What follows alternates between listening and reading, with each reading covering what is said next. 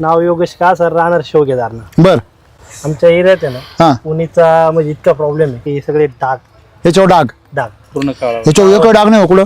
काळा डाग. बरोबर. हा आणि आता हा आपल्याला पाला दिसतोय ना हा. लष्कर आळीचा इतका प्रॉब्लेम राहतो ह्याच्यावर याच्यावर का होतं?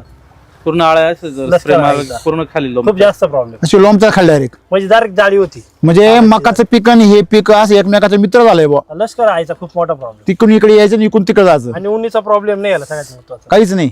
आमच्याकडे आज समजा 90% प्लॉट उन्हीमुळे खराब आहे आजच्या पोझिशन. काय- दीड एक वर्ष बसून आहे ना मुळेच लावत नव्हतं कोणी. म्हणजे याला कुठलीही समस्या नाही, कीड नाही, रोग नाही. आणि हे नसून देखील त्याला एक प्रकारची गोड अशी चव आहे, त्याला स्वतःची अशी एक चांगली चव आहे. आणि मग मला काय तुम्हाला काय वाटतं याचं किती उत्पन्न आणि याचं वेगळे पण काय मिळेल मार्केटमध्ये? सहज एक 250 ग्रॅम मध्ये 1100 बंडल निघतं साधारणतः. 8 मोळ्याचा एक बंडल असतो. बर.